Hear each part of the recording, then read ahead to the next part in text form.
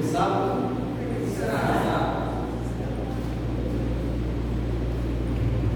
Feliz sábado. De antemão agradeço pelo convite. Tive aqui uma vez, mas isso foi antes da pandemia. E aqui estamos novamente. Comigo nesta manhã de sábado nos acompanha o pastor Aguinaldo e sua esposa Cristina. O pastor está aqui hoje, o pastor está de licença. Motivos de saúde. Caso contrário, teria que estar no distrito, não é mesmo? O pastor está fazendo hemodiálise 3 vezes por semana. Então, não é possível estar na igreja no momento. O sonho do pastor nesse momento é voltar. Mas até lá, ele continua nas igrejas, assim como nós somos a grande maioria das vezes, ouvintes. Vamos abrir nossas Bíblias em Sofonias capítulo 1. Sofonias capítulo 1. Mas assim como estamos, uma vez mais, vamos falar com Deus.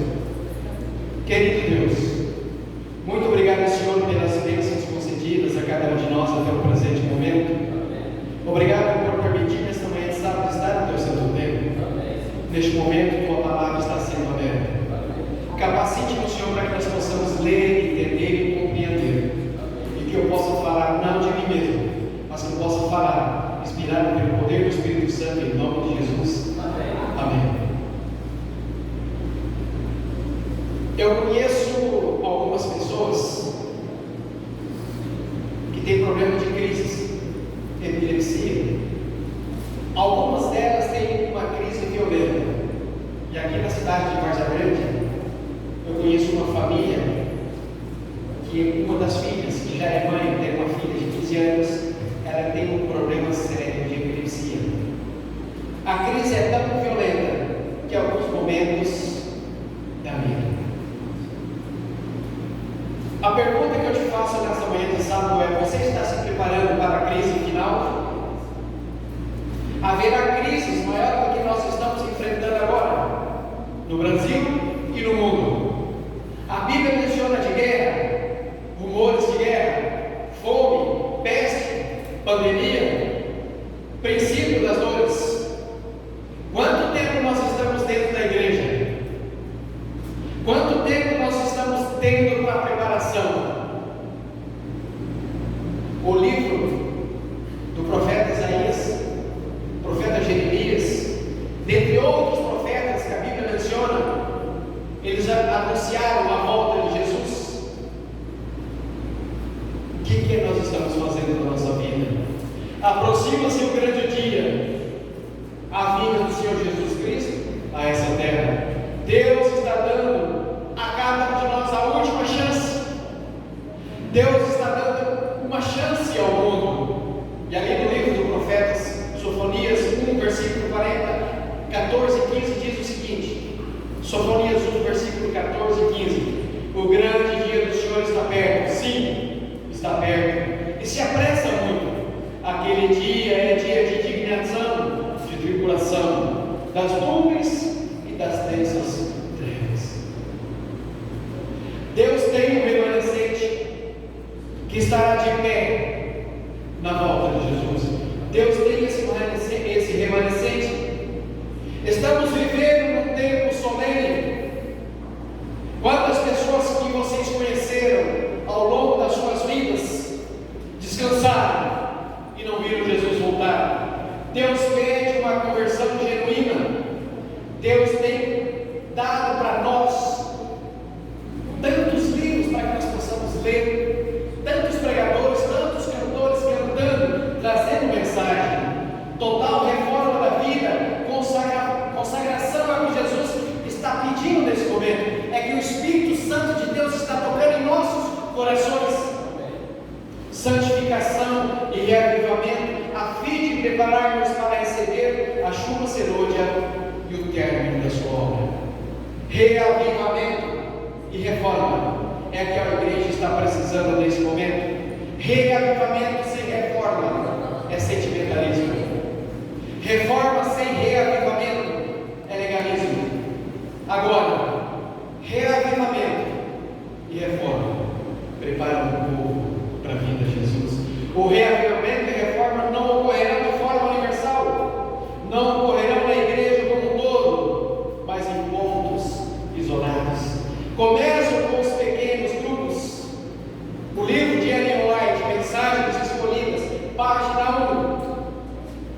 diz o seguinte: temos esperança de ver toda a igreja reavivada? Tal nunca acontecerá.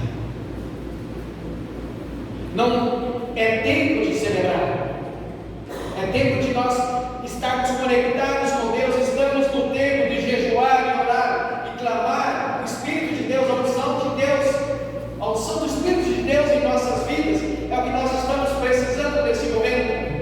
O livro de Joel 2, 15 a 17 diz o seguinte: tocai a trombeta em Sião, santificai em jejum, convocai uma assembleia solene. O povo de Israel no passado, no Velho Testamento, não estavam esperando a volta de Jesus. Se foi necessário, os pastores que estavam apacentando as ovelhas para irem até aonde o Messias prometido, tantos profetas disseram no Velho Testamento, eles precisaram de ir. Uma estrela apareceu no céu e guiou aqueles pastores de ovelhas até aonde estava o recém-nascido. Outras pessoas trouxeram ouro, incenso e mirra, mas a nação judaica estava dormindo. As trombetas estão tocando por todos os cantos, anunciando que a volta de Jesus, irmã, está mais forte, mais perto do que nós possamos imaginar. Para nós que estamos aqui nesta igreja, nessa manhã de sábado, talvez para alguém de nós, de hoje para amanhã, Jesus poderá voltar. Por isso ele diz: busque-me enquanto eu estou perto, busque-me enquanto eu posso ser encontrado. E o complemento está lá em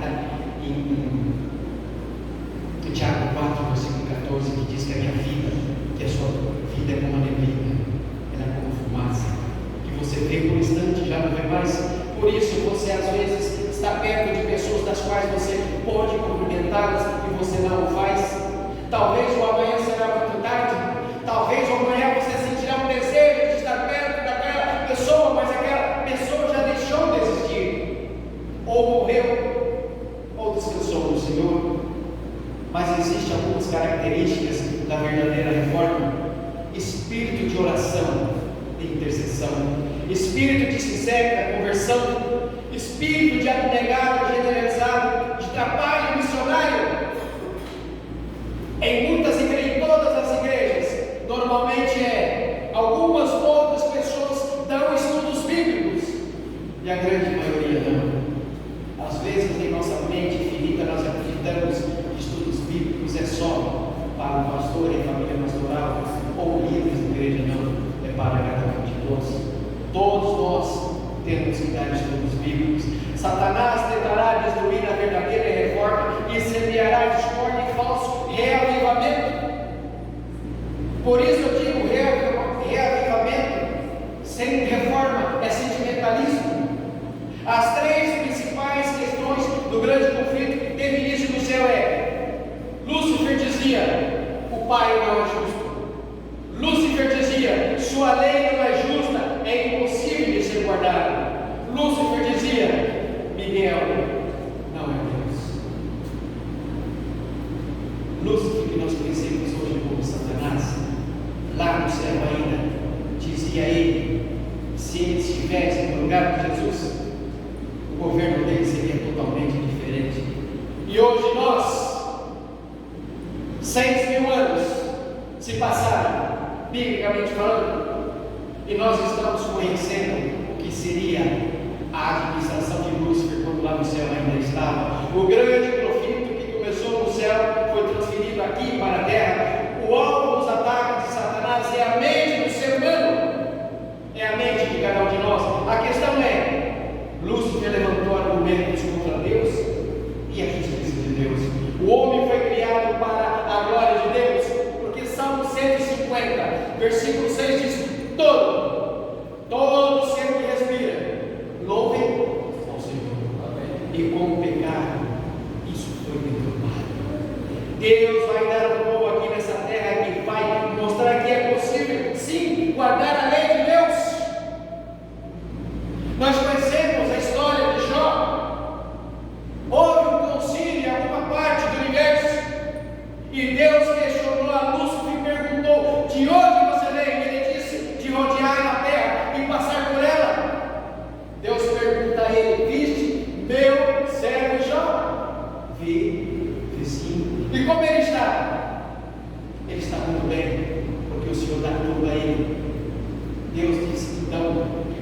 poderia fazer o que quisesse no meio do lugar na vida daquele homem, e nós conhecemos toda a trajetória.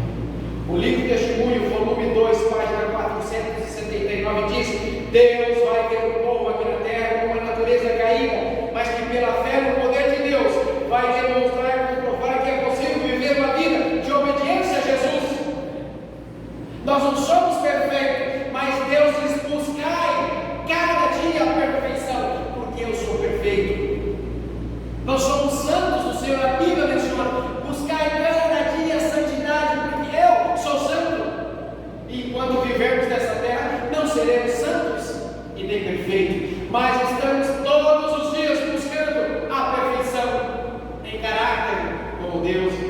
Não há desculpas para pecar. O desejado de toda a nação, página 330, o pastor diz: Deus requer de seus filhos perfeição. Mas eu não consigo ser perfeito nessa terra. Às vezes eu estou dirigindo e eu falo por mim. Eu quase não ando de carro porque não tenho paciência. Já ando de moto. Eu com o carro para fazer igual eu faço com moto, eu não consigo. E às vezes eu cometo erros, falo coisas que eu deveria falar. E às vezes eu tenho que falar com Deus, pedir perdão. Nós estamos vivendo num mundo tão impaciente, não é verdade? Isaías 10, versículo 21 e 22 diz: os restantes se converterão a Deus forte, sim, os restantes de Jacó, porque ainda que o meu povo Israel seja como a areia do mar, já só um remanescente dele converterá. Então o desejado de todas as nações diz: Deus requer de seus filhos perfeição. E a minha perfeição vem quando eu erro e procuro a Deus em meu coração e peço perdão a Deus. Por isso, João diz: se pecarmos, filhinhos, eu vos escrevo para que não pequeis. Mas ele diz assim: todavia, porventura, caso vier a pecar, isso é, após aceitar a Jesus como nosso único Senhor e Salvador pessoal, desceram o tanque aqui nas águas batismais, quando nós passamos a ser novas criaturas. Então nós passamos a ter um intercessor junto ao Pai, que é Jesus Cristo, o justo. Então aqui ele diz: filho, vos escrevo para que não pequeis.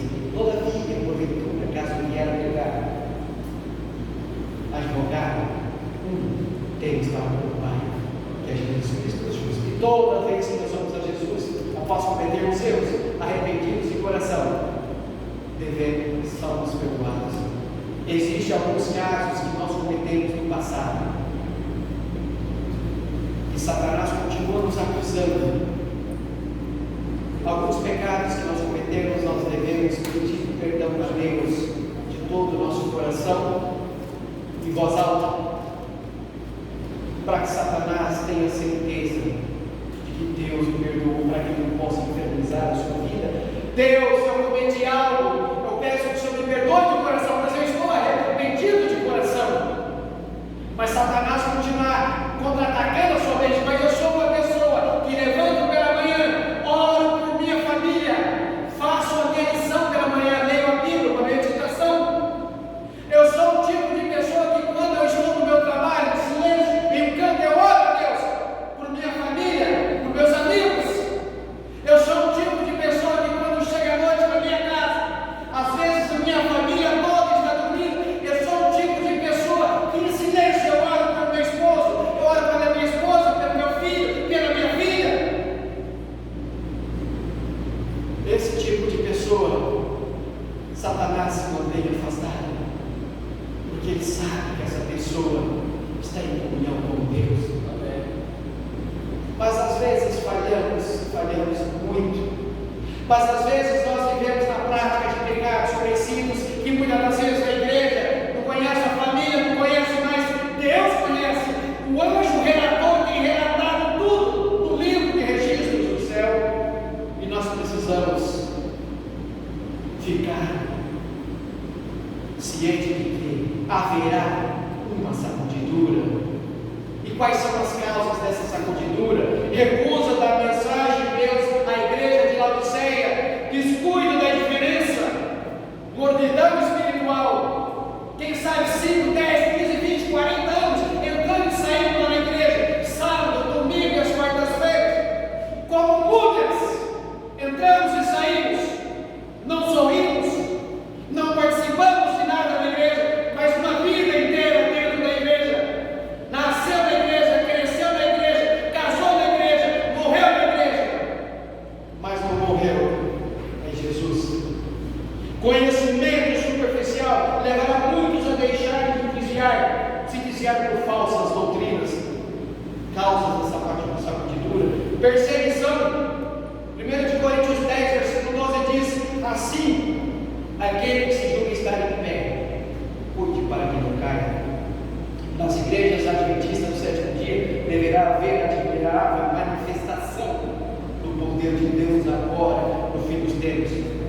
acontecimentos que acontecem, a segunda vinda de Cristo, reavivamento e reforma espiritual, sacudidura, chuva serôdia, forte proclamação no término da obra. Hoje, decreto dominical, abandono nas grandes cidades. O remanescente salvo será formado por aqueles que pregam o alto clamor, pois estão reavivados, reformados, receberam a chuva serôdia e permaneceram firmes na sacudidura. Quando sair a lei dominical, o joio será separado do trigo, e a lei dominical terá 4 fases. Quando a Bíblia menciona o joio e o trigo, vai haver um momento que haverá uma separação entre eles, porque o joio ele não se inclina como o trigo. E as 4 fases serão econômica, religiosa, domingo versus sábado, imposição do domingo e o decreto de morte. Econômica, o fechamento do comércio. Religiosa, todos devem frequentar a igreja ao domingo. Domingo versus sábado, proíbem a guarda do sábado. Imposição do domingo e a morte como decreto. Morte a quem não guardar o domingo. As 3 primeiras fases, econômica, religiosa, domingo versus sábado, acontece antes do fechamento da porta da graça. A porta da graça já está aberta, mas haverá um momento que não estará mais. O selamento, como consequência, chuva, serôdia e outro clamor ocorrerão. O selamento do povo de Deus, Primeiros Escritos, página 58, diz: o tempo do selamento é muito curto e logo passa. Será um tempinho muito curto. Ezequiel 9, 23 a 6 diz o seguinte: os castigos de Jerusalém e a morte dos idólatras. E ainda, Primeiros Escritos, página 58, diz o seguinte: agora, enquanto os 4 anjos estão contentes os ventos, é tempo de fazer firme nossa vocação e eleição. O selo de Deus jamais será colocado na testa de um homem ou de uma mulher que jamais será colocado na testa de um homem ou uma mulher cobiçosos e amantes do mundo. O selo de Deus jamais será colocado na testa de homens ou mulheres de língua falsa e coração que? Enganoso. Testemunhos Seletos, número 2, página 71, diz o seguinte: todos os que receberam o selo devem ser imaculados diante de Deus, candidatos para o quê? Para o céu. Todos. O selo de Deus vivo só será colocado nos que se assemelharem a Cristo em quê? Em caráter. Não somos perfeitos, mas estamos buscando o quê? A perfeição. Hoje a mão refriadora do Espírito Santo ainda impede que a raça humana se autodestrua inteiramente. Ellen White menciona: eu tenho acompanhado, nós somos do sul do Paraná e a família atualmente mora em Rolho de Moura. Eu tenho acompanhado pelo Instagram, tem lá chama Rolling, que é a cidade de Rolho de Moura, chamada Hollywood. Todos os dias está acontecendo acidente em uma cidade pequena e acidentes gravíssimos. Ellen White diz que agora, no fim dos tempos, gradativamente, aos poucos, o Espírito Santo de Deus está o quê? Se retirando da terra. Esses dias lá no Rio Grande do Sul, a irmã Cristina, esposa do pastor Aguinaldo, é gaúcha, numa cidadezinha lá em Cametá, estava tudo pronto para inaugurar uma estátua de Satanás. É claro que a maioria da cidade, das pessoas, dos munícipes daquela cidadezinha de Encantada, se foram como acionar a prefeitura, acionar o Ministério Público. Até agora ninguém atuou ainda não. Mas vai chegar o momento que eles não conseguirão adorar. Vivemos num estado laico. Nós ficamos abismados de ver uma coisa dessa, mas as pessoas adoram quem elas quiserem. Só que no momento de angústia, quando tiverem que clamar alguém, a quem elas clamarão?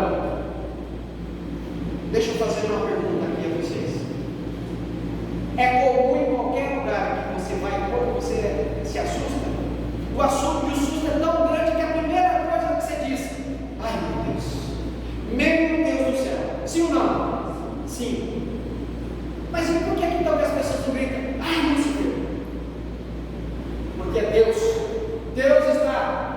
mente. Deus está em nossos corações, apesar de que muitas das vezes estamos muito longe de Deus, apesar de que muitas vezes nós dizemos ser contra Deus, como essas pessoas encantadas do Rio Grande do Sul, são pouquíssimas pessoas. Hoje, a mão vereadora do Espírito de Deus ainda está segurando os 4 ventos. O grande conflito, página 610, diz: enquanto Jesus permanece como intercessor do homem no santuário celestial, a influência repressora do Espírito Santo é sentida pelos governantes e pelo povo. A mensagem de advertência suscitará o quê? Perseguições, enquanto os ricos estão a morrer de fome e pestilência. Os anjos protegerão os justos, suprimindo-lhes as necessidades. Para aqueles que amam justiça, essa é a promessa. Para aqueles que amam em retidão. O livro do profeta Isaías, página 133, e o grande conflito, página 629, diz: o seu pão lhe será dado, as suas águas lhe serão certas. Eu, o Senhor, os ouvirei. Eu, o Deus de Israel, não os desampararei. E aqui eu digo uma coisa hoje: qualquer pessoa que se diz cristã, qualquer pessoa que se diz evangélica, for contra Israel, naturalmente é contra quem? É contra Deus. E ela está falando que é para Deus da boca para fora. Tempo de angústia. Está falando a angústia de Jacó. O povo pede livramento dia e noite. A angústia de Jacó só inicia com um decreto de morte. A maior angústia será o que? A angústia espiritual. Viver sem mediador diante de um Deus justo. A porta da graça já fechou. Quem está salvo, está salvo. Quem está perdido, está perdido. O livro de Daniel 12, versículo 2 diz: e muitos do que dormem no pó da terra ressuscitarão, uns para a vida eterna e outros para a vergonha e desprezo eterno. Apocalipse, versículo 7 diz: eis que vem com as nuvens e todo o olho verá. E aqui diz o seguinte: até mesmo aqueles que o transpassaram, e todas as tribos da terra se alegrarão sobre ele. Sim, aqui diz, amém? Quando Jesus foi questionado por Pilatos, pela terceira vez, Pilatos pergunta: é você o Filho de Deus? Então Jesus responde: eu sou. E aqui Jesus faz uma promessa. Qual foi a promessa que Jesus fez a ele? Você verá o Filho de Deus vindo nas nuvens dos céus com poder de quê? Glória. E aqui é um outro sermão que eu digo para vocês nessa manhã de sábado.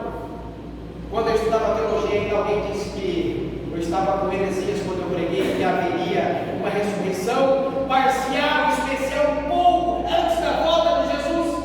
Pessoas da igreja disseram que eu estava pregando heresias. Daniel 12, versículo 2 diz o quê? Vamos repetir: e muitos do que dormem no pó da terra ressuscitarão, uns para a vida eterna e outros para desprezo e horror eterno.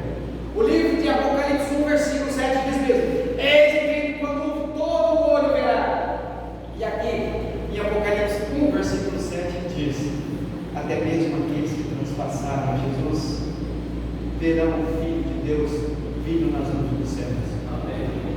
Pastor, para que eles possam ver, terão que ressuscitar. E aqui, Ellen White, o grande conflito, página 640 em diante: ressurreição especial de 2 grupos: salvos e perdidos. Os que morreram na fé e na mensagem do terceiro ano, de 22 de outubro de 1844 para cá. Pessoas que morreram sonhando, anelando ver Jesus voltar, descansaram e não viram Jesus voltar. O saudoso pastor Roberto Raneiro dizia as suas últimas palavras, aquela famosa frase: uma mensagem de fé e esperança sobre a volta de Jesus. O pastor Roberto Raneiro descansou e não pôde ver Jesus voltar. O canadense, o pastor canadense Henry Fayard, a maior parte do ministério no Brasil, foi integrante do primeiro quarteto da voz da profecia aqui no Brasil. Sonhava ver Jesus voltar. Pouco antes de descansar, teve que ser apontado numa das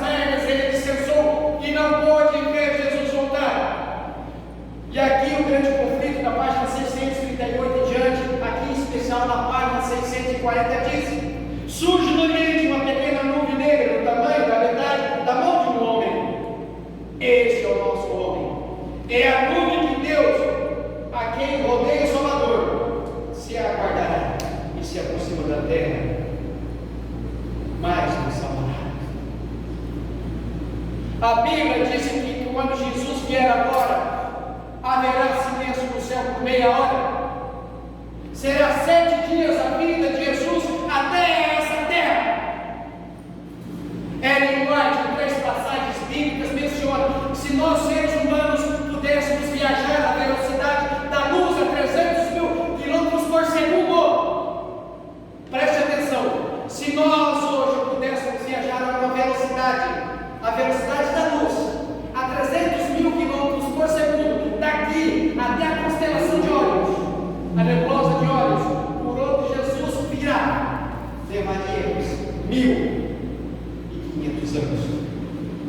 Em outras palavras, se nós hoje, seres humanos, pudéssemos viajar a velocidade de 2 sondas, 1.000 horizonte, ou as sondas Voyager a uma velocidade de 64.000 km por hora, não 300.000 por segundo, a 64.000 km por hora, daqui até a constelação de Órion, levaríamos 800.000 gerações.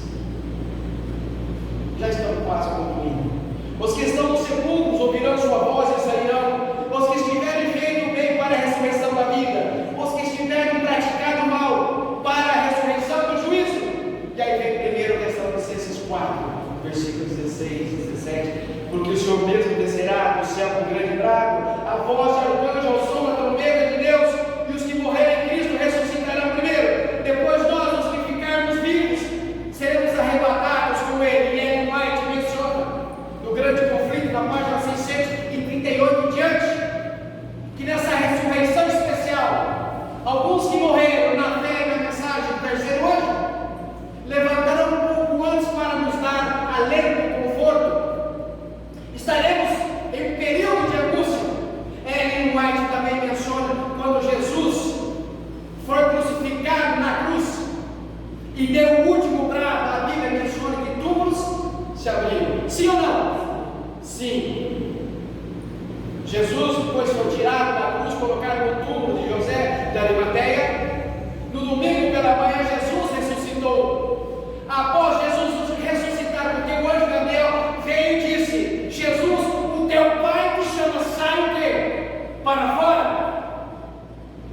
Quando Jesus saiu para fora, após Jesus sair para fora, Ellen White menciona, a Bíblia diz que aqueles túmulos que haviam sido abertos na sexta-feira, quando Jesus deu o último brado, eles também saíram dos túmulos, caminharam em meio àquelas pessoas ali na cidade de Jerusalém. E onde eles estão hoje? Eles estão no céu. Mas a Bíblia menciona que Moisés, Enoque e Elias estão lá. Ellen White diz no grande conflito 638 em diante que eles estão lá como troféus. Quando você participa, 1996 eu fiz meu exame para a faixa preta de karatê e fiquei em terceiro lugar no Campeonato Estadual de Karatê no Paraná. Ganhei o troféu. Aquele troféu eu peguei e coloquei na estante da minha casa. Eu amava aquele troféu. Assim, Ellen White menciona que esses que ressuscitaram após Jesus, eles estão lá. E Ellen White também menciona que quando Jesus ressuscitou algumas pessoas, dentre eles Lázaro, ele disse: Lázaro, foi, sai para fora. Ellen White menciona que se Jesus houvesse dito simplesmente sai para fora, todos que haviam morto até aquele momento ressuscitariam. Então Jesus ali foi específico e ele disse: Lázaro, sai para fora. Já Jesus agora ali diante daquele lugar ali, naquele túmulo, no domingo pela manhãzinha, o anjo Gabriel veio e disse: teu pai te chama, sai para fora. E agora vamos concluir, enquanto o irmão vai preparar o hino final. Antes que a porta da misericórdia de Deus se feche, tome uma decisão. E essa decisão precisa ser tomada o mais rápido possível. O que será da sua vida de hoje para amanhã? O livro do profeta Isaías, repito, 55, 6 diz: busque-me enquanto eu estou perto, busque-me enquanto eu posso ser encontrado. O livro de Hebreus 3, versículo 10 diz: hoje, se ouvirdes a sua voz, não endureçais o vosso coração. Talvez o momento pode ser muito tarde. Cristo venceu todas as tentações como homem. Todos nós podemos conseguir tal como Ele conseguiu. Cristo é o nosso exemplo em todas as coisas. Não devemos nos inspirar em pastor e ninguém, é em Deus. Pastores, famílias pastorais, líderes de igrejas, pessoas são exemplos para nós, sim. Ajuda-nos a funilar para chegar em uma pessoa que é o nosso intercessor diante do Pai. Ele foi tentado nos mesmos pontos que nós, contudo, porque ele rendeu a sua vontade, a vontade de Deus, e manteve-se firme e forte. Ele foi tentado em tudo. O livro de Mateus 24, versículo 13 diz: mas aquele que perseverar até o fim será salvo. Muitas pessoas descansaram que vocês conheceram, e eu conheci muitas, dentre elas meu pai, meus avós. Eu quero revê-los, e para isso eu preciso me preparar. Eu quero ver heróis da galeria de heróis da fé de Hebreus 11, homens e mulheres das quais o mundo não era digno deles. Abraçar a minha avó e dizer: vó, valeu a pena. Quantas vezes os pais disseram a você para você não fazer tal coisa que você fez? Talvez os pais descansaram e vocês não tiveram a oportunidade de mostrar a eles o quanto você mudou. Às vezes precisou a morte dos pais para que você pudesse despertar e ver Jesus voltar. A viúva e o azeite que os filhos pequenos seriam levados como escravos. Mas houve um momento na história que aquela mulher procura uma pessoa idônea, um profeta. Ela procura o profeta Eliseu. E como será então na volta de Jesus quando ela ressuscitar, junto com os filhos que talvez cresceram, casaram, tiveram os filhos? E o pai que morreu ainda quando eram jovenzinhos, na volta de Jesus, eles se reencontrarão, se abraçarão, e ela terá um momento para dizer: olha, esses são os seus filhos. Passamos por dificuldades. O teu Deus, o nosso Deus, mudou a nossa vida. Esses são os seus netos, talvez, bisnetos. O pai de Andressa Barragana, após perder a esposa, a filha, naquele acidente trágico, a menininha tinha simplesmente 14 anos de idade, quando estava indo para uma igreja adventista no sábado de manhã para pregar, e ela morreu num acidente junto com a mãe e as irmãs. Mas a Bíblia diz que o anjo de Deus acampa ao redor daqueles que os temem e os defende. Por que não defendeu a Andressa Barragana, que estava indo no sábado pela manhã para pegar uma igrejinha lá em Pelotas, no Rio Grande do Sul? E é com esse pensamento que eu quero que você se levante nesse momento, para que nós possamos cantar o hino final. E enquanto nós cantamos, que você possa meditar na letra desse hino e se aferrar em Jesus Cristo, se preparando para a volta de Jesus. Amém.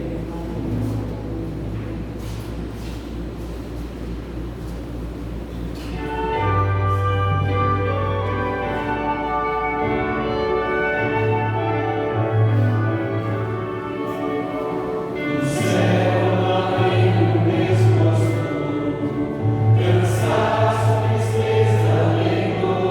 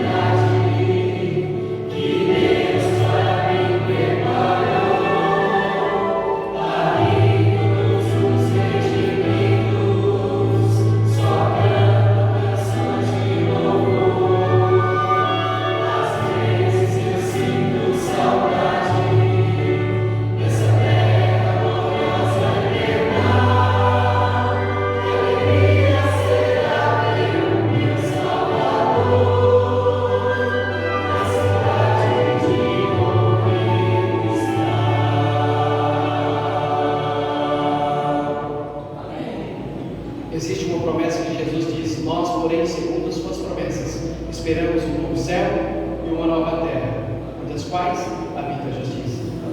Querido Deus, muito obrigado, Senhor, pelas bênçãos concedidas a cada um de nós. Neste momento estaremos retornando aos nossos lares. Clamo humildemente uma bênção especial a cada membro desta igreja, a liderança desta igreja e a família pastoral. Que cada um deles continue unido em uma só voz, uma só mensagem, um só sonho: abraçar a Jesus, ver a Jesus quando Ele voltar. Por isso nos colocamos